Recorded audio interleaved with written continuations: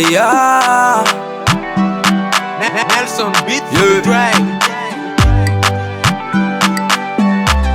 Tik sola la mangilata yake Ranumas Zengi fangana niyenga kutamino jalimpienanga Tisotize Enga mas Efatiza katangivun fiara muninge Anoti mitangareke Purchase your tracks today. Famizona ninge nanga nangurieka Bena buni na finde Tara tara ntaloka Veluma menjengi nitalimpitia vanga Foza zengi sambata Toji nitia kumanga jaza Fona zun makara kareza Fani na nekiano Efatisini ya jato tatalanta Fona zun makara kareza Zikarata mino Isana na vanya salo zasaira Bonita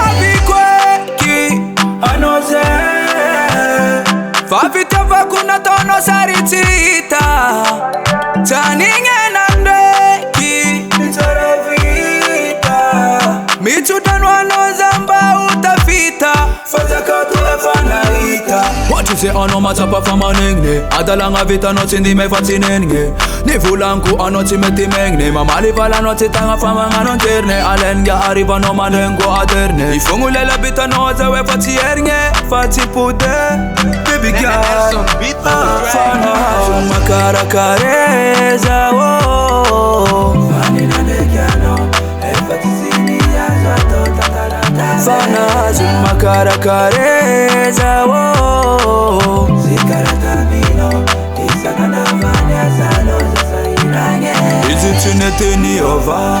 Is it anything over? Is it anything over? Is it anything over? Is it anything over? Is it anything over? Purchase your tracks Fana today. zun makara kareza Fani na nekiano Efatisini ya jato tatalanta Fana zun makara kareza Zikarata mino Isana na vanya Nelson beat for drag. Fana zun makara kareza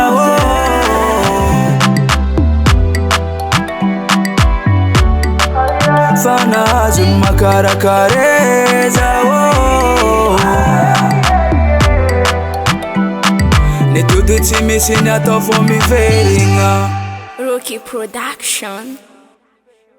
Asumbiangano mi put faza myambenyano Asumbiangano mbo mood faza manenyano Faza watura vadi romani